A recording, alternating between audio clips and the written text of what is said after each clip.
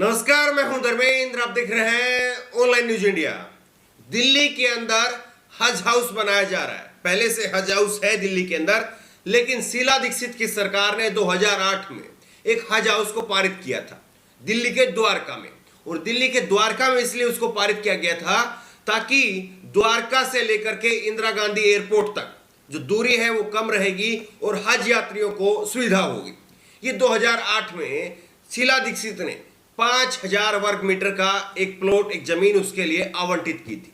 अब उसके ऊपर हज हाउस बन रहा है। दिल्ली की अरविंद केजरीवाल की सरकार ने उसके लिए 95 करोड़ रुपए आवंटित कर दिए बनाने के लिए। लेकिन जैसे ये खबर बीजेपी के तक, आरएसएस तक पहुंची, उसके बाद में सड़कों पर हल्ला देखने को मिला। तमाम बीजेपी के लोग, तमाम आरएसएस के लोग और तमाम हिंदूवादी संगठन जो है वो वहां पर पहुंच गए द्वारका के अंदर। ये द्वारका के सेक्टर 22 में भरतल चौक पर ये हज हाउस बनाया जा रहा है।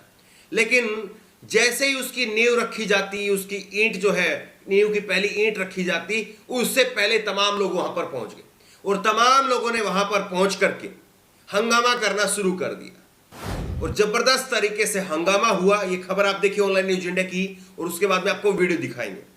दिल्ली के द्वारका में हज हाउस के खिलाफ विरोध प्रदर्शन, बजरंग दल, विश्व हिंदू परिषद के लोग शामिल। तो तमाम लोग जो है उसमें शामिल हुए और उन्होंने शामिल होकर के कहा कि यहां पर हज हाउस नहीं बनने देंगे। हज हाउस बनने का मतलब यह है कि यहां पर आतंकवाद का अड्डा बन जाएगा। बताइए कि हज हाउस जो है वो भारत सरकार के और भारत सरकार की तमाम जो राज्य की सरकारें हैं उनके तहत जो है वो हज हाउस के कार्य होते हैं। और ये लोग कह रहे हैं कि हज हाउस में आतंकवाद का अड्डा जो है वो बन जाएगा, हज हाउस में आतंकवादी पैदा होने लगेंगे। ये तमाम बातें, तमाम आरोप लगाते हुए वहां पर इन हिंदूवादी संगठनों ने, आरएसएस के लोगों ने घेराव कर दिया। देखिए वीडियो आप। इसका फैसला हम करेंगे।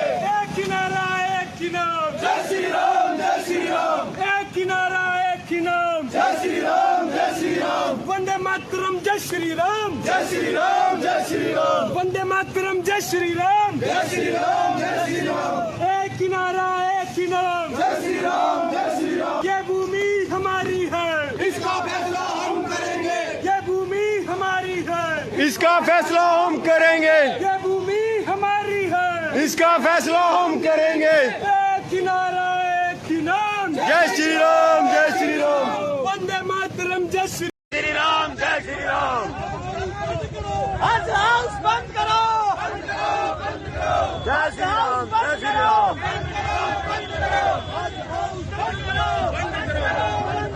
जय श्री राम, जय श्री राम।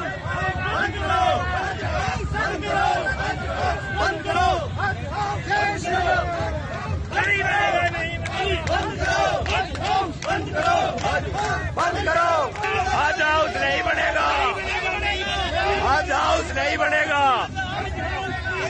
नहीं बनेगा, नहीं बनेगा। सबसे बड़ा सवाल यह है कि जो बीजेपी, जो आरएसएस लगातार धर्म के नाम पर अपनी राजनीति करती आई है, लेकिन जहां पर दिल्ली के अंदर अगर एक हज हाउस बन रहा है तो उसको फिर दोबारा से स्कूल, कॉलेज और हॉस्पिटल ये याद आने लगे। कभी आपने सुना है कि बीजेपी के मुंह से कि स्कूल, कॉलेज, हॉस्पिटल की कहीं पर बात हो? बहुत कम जगह पर ऐसा देखने को मिलेगा। लेकिन जहां पर हज हाउस बन रहा है तो कैसे एक ही हथियार जो है बनाया गया, क्योंकि ये हज हाउस हमने आपको पहले बताया कि भारत सरकार और तमाम राज्य सरकारें जो हैं उसके लिए काम करती हैं। तो अब ऐसे में इसका तोड़ क्या निकाला जाए, किस तरह से हज हाउस को जो है वो रोका जाए। इसीलिए बीजेपी ने एक रणनीति बनाई कि यहां पर हॉस्पिटल क्यों ना बने, यहां पर स्कूल, कॉलेज क्यों ना बने। सुनिए आप किस तरह से दिल्ली बीजेपी के मीडिया हेड नवीन जिंदल वहां पर जाकर के कह रहे हैं कि अरविंद केजरीवाल, मनीष सिसोदिया वो जगह का रोना रोते हैं, तो यहां पर जगह भी है, यहां पर स्कूल बनवा दीजिए, यहां पर कॉलेज बनवा दीजिए, हॉस्पिटल बनवा दीजिए। ये पहली बार ऐसा हो रहा है। लेकिन वजह क्या है वो आपको मालूम है। वजह यह है कि हज हाउस नहीं बनना चाहिए। अगर यहीं पर कोई छोटा मंदिर होता या कुछ और बात होती, या और किसी तरह के कोई और इमारत जो है वहां पर खड़ी की जा रही होती, तो क्या ये लोग कहते कि यहां पर स्कूल बना दीजिए? क्या ये लोग कहते कि यहां पर हॉस्पिटल बना दीजिए? बिल्कुल नहीं कहते।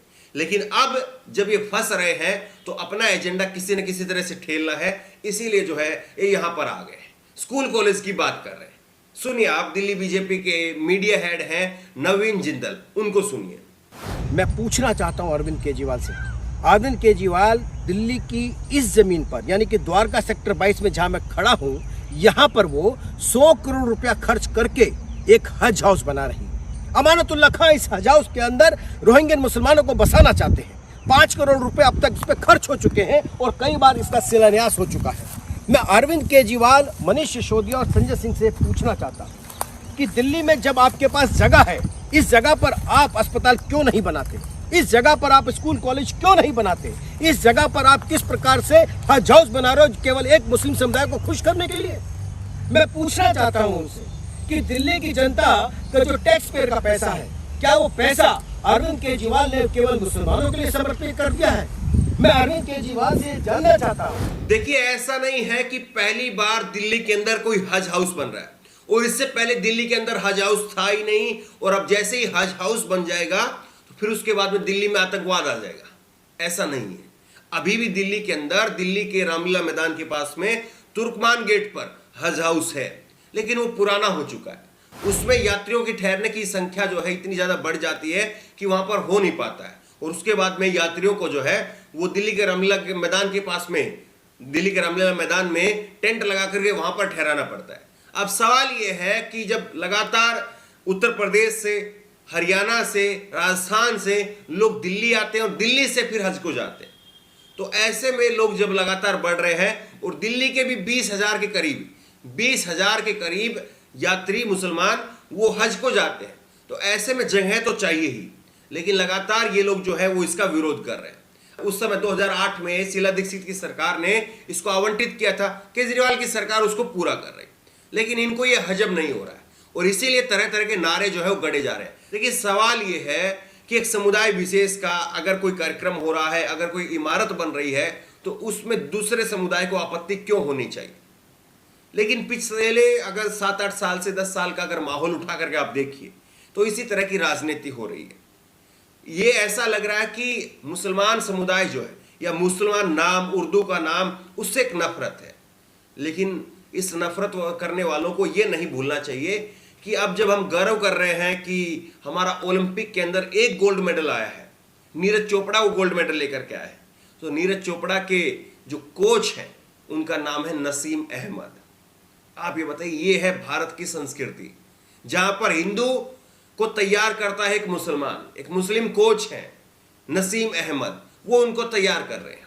तो भारत की संस्कृति ये है। भारत की संस्कृति ये नहीं है कि जहां पर मुसलमान रहेंगे वहां पर आतंकवाद हो जाएगा, या जहां पर हिंदू रहेंगे वहां पर आतंकवाद हो जाएगा। ये ऐसा नहीं है। यहां पर तो हिंदू और मुसलमान एक साथ रहेंगे, उसको भारत कहा जाएगा। वो भारत है जहां पर एक साथ ये दो लोग रहते हैं। और जहां पर ये अलगाववाद, जहां पर ये बंटवारे की राजनीति होती है, वहां पर फिर जो है जिस तरह की ये लगातार आप देख रहे हैं कि जो हालात हैं, वो फिर एक राजनीति की वजह से है, वो भारत की वजह से नहीं है। वो भारत के लोग उस चीज को पसंद नहीं करते हैं, बल्कि एक राजनीति है जो उनके लगातार दिमाग में घुसती है।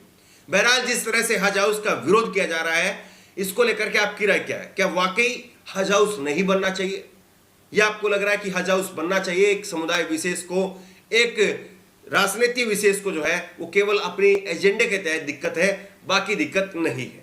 आपकी राय क्या है? नीचे कमेंट बॉक्स में अपनी राय जरूर दें, और इसी तरह की तमाम खबरों के लिए ऑनलाइन न्यूज़ चैनल सब्सक्राइब करें, साथ में जो बेल आइकन है घंटी उसको जरूर दबाएं, ताकि जैसे कोई वीडियो अपलोड करें उसकी नोटिफिकेशन आपको तुरंत मिल सके। धन्यवाद। इस खबर को अभी लाइक करें, शेयर करें, अभी चैनल को सब्सक्राइब करें और घंटी जरूर दबाएं।